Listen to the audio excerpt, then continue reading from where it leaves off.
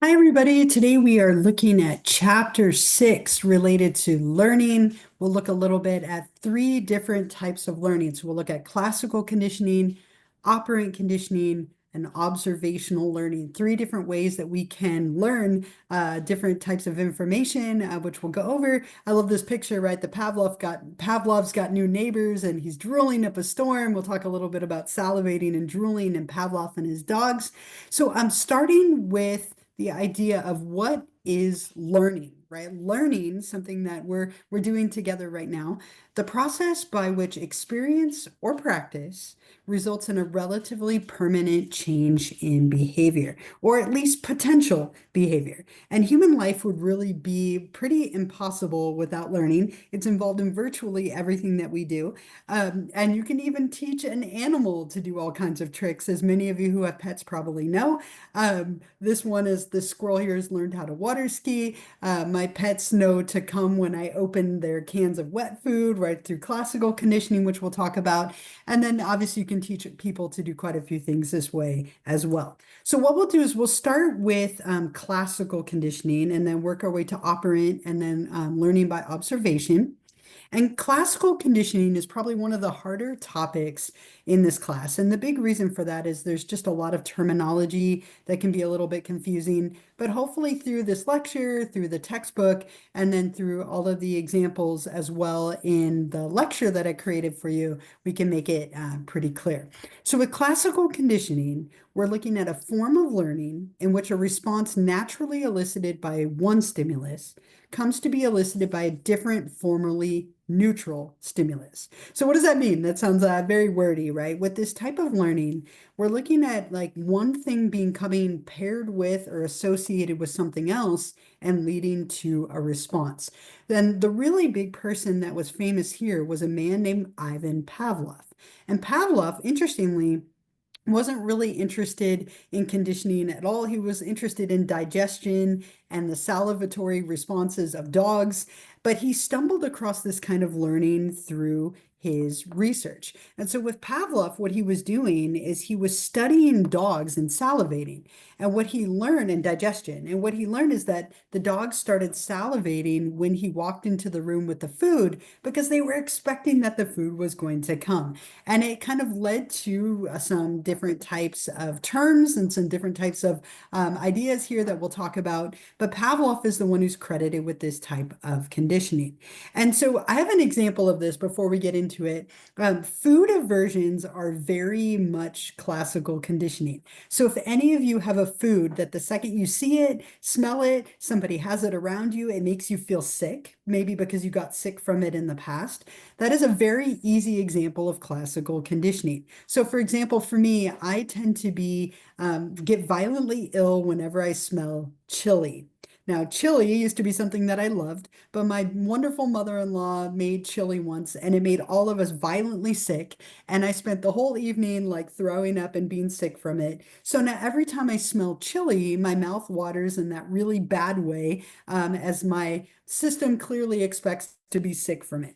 So that is a really like easy example of classical conditioning, right? There's so many examples I could think of in my life. Another one, when I walk in every single morning to wake up my children, I walk in their room, and the second that they hear the door open, and it makes kind of a distinct like opening sound as the door pops open, they instantly put the blankets over their faces because they know that I'm going to turn on the lights and say good morning, right? They have learned over time that that sound signals that I'm about to flip on the lights and wake them up. And so before I even have to do that, they put the blankets over their eyes. So all of those things are examples of classical conditioning. It's a very like automatic, involuntary type of learning where you learn to associate two things with each other. The food with salivating, or like the ringing of a bell, as Pavlov did, or the opening of the door with the lights being turned on, right? So many things along those lines. So when we talk about this type of learning, there are a couple of different terms that go with it. And I know that these terms can be a little bit confusing, but let's go through them together. And what I want you to notice is as you look at these, there are two things that say unconditioned, and then there are two that say conditioned. If something is unconditioned, then nothing has happened yet. So an unconditioned stimulus is just something in the environment that's going to lead to a response. I don't have to teach it in any way. It's a very automatic stimulus that leads to an unconditioned or automatic response.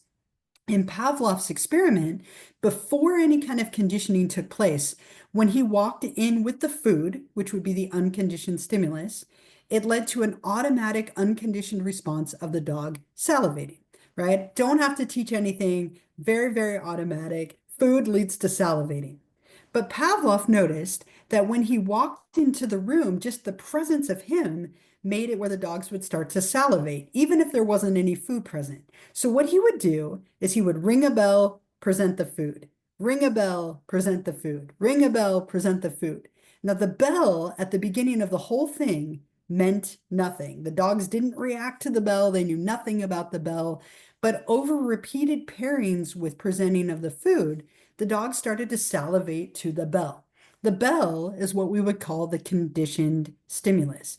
It was something that used to be neutral, but through pairing it over and over and over again, it became meaningful. So when we ring the bell, present the food, the dog learns that bells mean that food is coming. Just like with me walking into my children's room every morning, the second they hear that sound, they know that the light switch is coming next, right? So that sound and me entering the room used to be neutral, but they've learned that it signals I'm about to flip the lights on for them. Or with my pets, for example, that sound of this can peeling open, that dog food sound of the can, they've learned that that means they're about to get their food and they start to salivate and get excited. So the conditioned stimulus is always the thing that used to be neutral and now has meaning. So if you ask yourself in any experiment, what was it that used to be neutral and now has meaning? That is your conditioned stimulus. It has become meaningful through conditioning. And the conditioned response is going to be the same as the unconditioned response. So instead of salivating to the food, now the dogs salivate to the bell, right? The bell has become the conditioned stimulus leading to a conditioned response. And again, there are tons of examples of this in the book. There's also a couple of great examples in the lecture video, so make sure that you watch through those, the ones in the lecture. Excuse me. I am fighting the end of a cold here. So you can definitely find a few examples of that in there, which might be really helpful as you're trying to understand this. And hopefully you can think of examples in your life as well. Okay. So during this process, there's a couple of things that have to happen. Oops, sorry, I hit the button one too many times. A couple of things that have to happen in order for conditioning to occur. You have to learn that there's a connection between these two items. Okay, so again, it took multiple times of peeling open a can and feeding my pets for them to get the connection. Multiple times of me walking into my kid's room and flipping on the light for them to get the connection between those two things. This learning of the connection is called acquisition. And so what happens here is we have to pair those two things together. So let's take another example, and this one's kind of fun. Let's take the idea of a passionate kiss, which leads to sexual arousal. So a kiss, assuming that it's done correctly and consensual and all those kind of things, is going to lead to an unconditioned response of being aroused. Let's throw an onion in the mix just for fun and see if we can condition an onion. Of course we can, right? So with this one, let's say that your partner out of nowhere takes up eating like Funyuns, like onion chips. They're obsessed with onion chips or onion bagels, onion something. So they come up to you, they have onion breath, they kiss you, and you become aroused. Next day, they had onion bagel again, right? They have onion breath. You love them or you like them or you like kissing them, whatever. So you kiss them, you become aroused. If this happened every day this week, well, let's say at the end of the week, somebody next to you is eating onion chips. The smell of the onions registers for you and you feel aroused and have no idea why. And this kind of stuff happens all the time, right? Like think of perfumes, for example, or colognes. If you ever had somebody walk by you and it's not your somebody, but they're wearing the same perfume or cologne and you are like pulled toward them or like feel that level of like attraction or pull, that's the same idea as what we have here.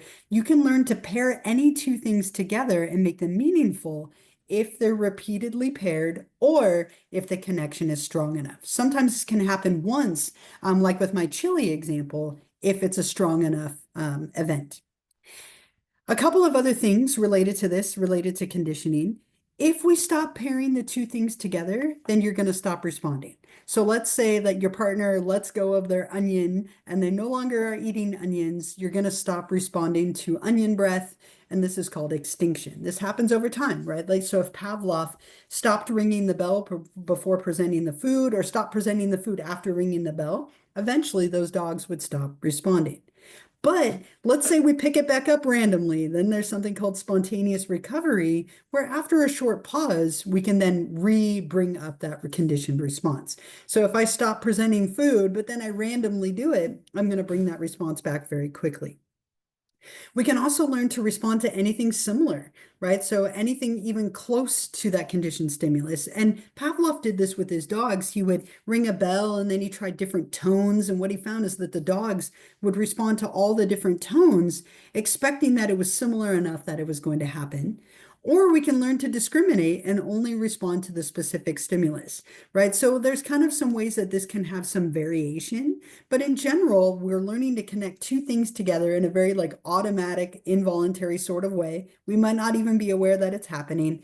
Makes a great area for pranks, which you'll see in this week's discussion. But it also makes for some great applications for psychology as well, which we'll talk about in that discussion too. A couple of people extended Pavlov's understanding. So there was Ivan Pavlov and his dogs, but then we got John Watson in a famous case with a little baby who became known as Little Albert or Baby Albert. And in this situation, right, Watson conditioned baby Albert to be afraid of all sorts of things, right, through classical conditioning. Completely unethical. You could never do this today, especially with a baby. But back when this was done, it was something that was very, very famous or infamous, I should say. We were learning to connect two things together. Poor little baby Albert or little Albert became afraid of anything white and fluffy, became afraid of like fire and flames, right? And then they never deconditioned this poor little guy who was put back into an orphanage. Again, could never happen today. But what we saw is that this really showed us how many applications this could have, of how we could easily extend classical conditioning to a bunch of different circumstances. Now, operant conditioning, I think, is a lot more common sense.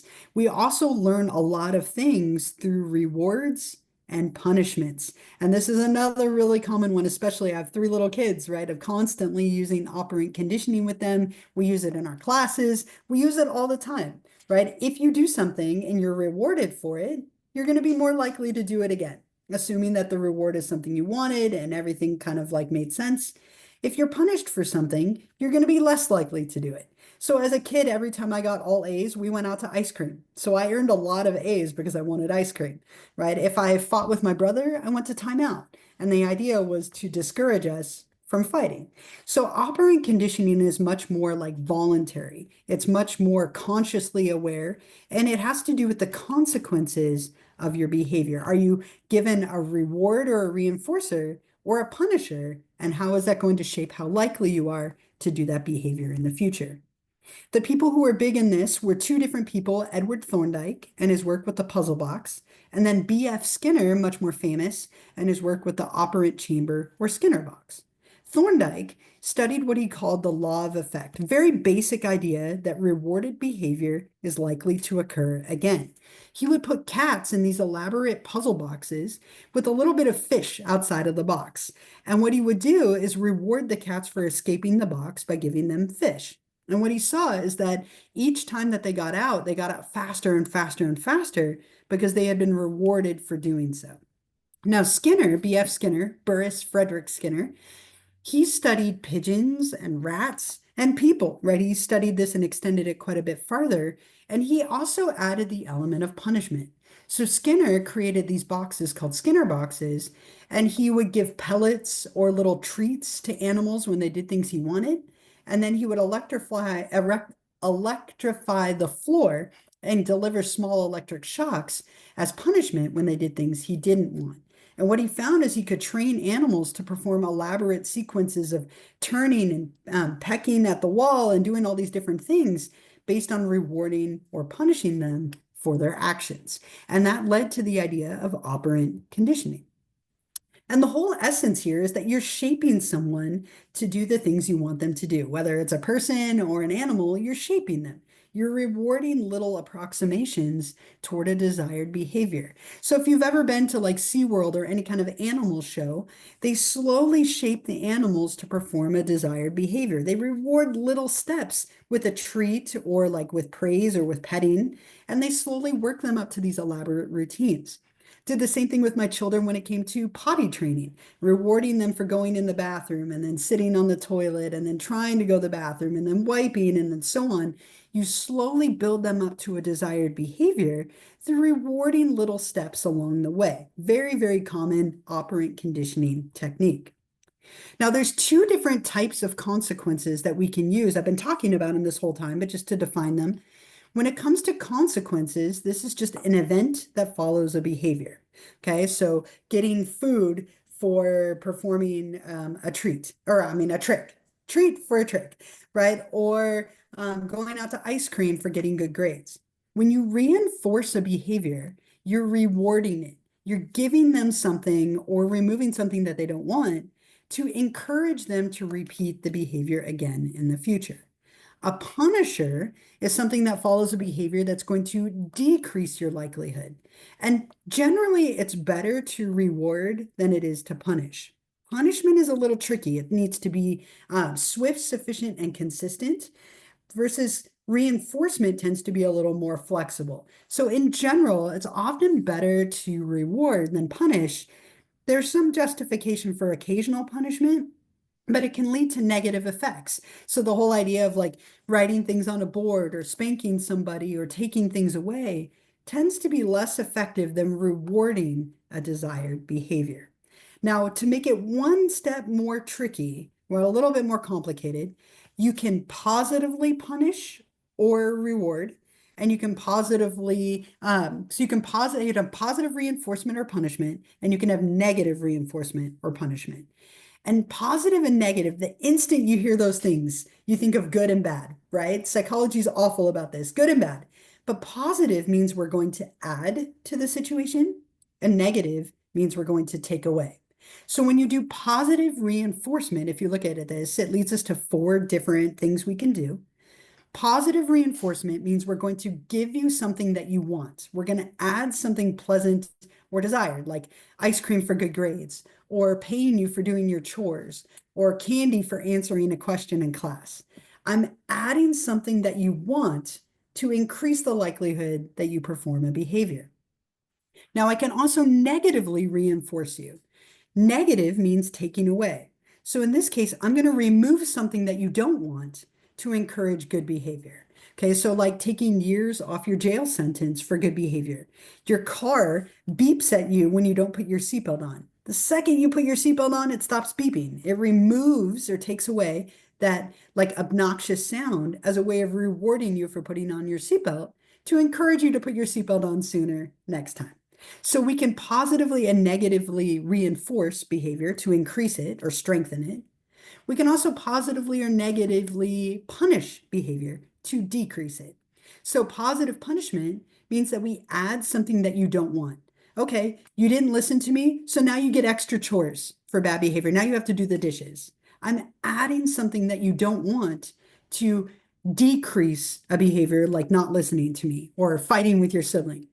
I can also negatively punish someone, which means I take away something that you do want. Okay, well, you got a bad grade on that test, so no desserts tonight. Oh, that's the worst punishment ever, right? No, thank you. Or you can't watch TV tonight, or I'm taking away your phone because you were fighting with your sibling, right? You're taking away something that someone wants to decrease behavior. So 4 different ways that we can operant condition someone. We can positive or negative reinforcement and positive or negative punishment. The last type of learning that we have makes a lot of common sense, right? This is something that we all do all the time. We learn by watching other people. Observational or vicarious learning is when we learn by modeling or observing others, right? So we imitate the people around us. Maybe we see a parent brushing their teeth, and that's how we learn to brush our teeth. We watch our parents drive for years before we get behind a wheel ourselves, and that teaches us how to drive, along with then getting behind the wheel and doing some of it ourselves. So we're observing and imitating other people. And this is very much called social learning, right? We learn without firsthand experience. We're learning more by observing and watching and observing other people. And I have this picture of Power Rangers. If you're curious, I have a little story for you. When I was a child, Power Rangers were huge. And my brother and I loved Power Rangers, right? We would go and we would watch this TV show, and then we'd go outside and we'd play and we'd imitate. We'd go out and like Tyrannosaurus, right? And imitate. So, hey, of course, my dog had to bark.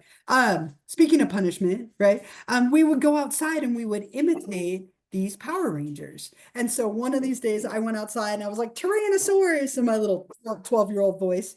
And I punched my brother in the face and broke his nose, right? In the show, they punch each other and fight all the time, and nothing bad ever happens. Now, when I did that to my brother, I broke his nose, right? So I learned very quickly that TV is not reality, but oftentimes kids are natural mimics. They mimic the things that their parents do, that they see on television or in movies, for better or for worse. I'm thinking right now of the Minecraft movie and Chicken Jockey and all the popcorn being thrown everywhere, right? It's a very natural way to learn something new. There is some really cool, like biological evidence to support observational learning. We discovered something called mirror neurons. They're these frontal lobe neurons that fire when we observe other people performing an action. They used to be called monkey see, monkey do neurons because we discovered them in monkeys first. But mirror neurons is the name that stuck. And what we see is that when we're watching somebody else perform a behavior, our brain will light up in a brain scan and react, right? And so there is kind of a cool like neurological evidence to support that this type of learning, observational learning. The person who was really big in the observational learning realm was a man named Albert Bandura. He studied this quite a bit, especially with children. He had these little dolls that he called Bobo dolls. They're not popular anymore. They were really popular back in like the 70s and 80s and 90s. But they were these little like inflated doll that you would hit it and it would bounce back and then bounce back up, right? And so what he would do is he would put children in a room with these Bobo dolls, and then he would give them all sorts of different types of toys. He would show them a video or have an experimenter go in and like hit the doll. And if the kids watched that, then they would go in and hit the doll. If they went in and hugged the doll or were like kind to it, then the kids were more likely to do that. There were some obviously gender differences, but he studied this idea of observational learning with children and found that, like, again, children tend to be natural mimics and would often do the things that they observed in the experimenters as well. Right? So all three of those different types of learning together explain how and why we do the things that we do, right? Whether it's classically conditioned, right, and very automatic, involuntary, leading to like physical or emotional reactions. It could also be operant conditioning in the sense that we do things more or less based on the rewards and punishments. Or it could be observational learning that we do things based on watching other people and looking at the role of mirror neurons. All right, so make sure you look over all the slides that were on here. Definitely read through the lecture that I created for you in the book. There's a lot of little videos like the Attack of the Quack video, which might be really helpful for you. Great little prank. And you'll also be looking at this again in the discussion for this week. All right, thanks everyone. I'll see you for the next one on chapter 7.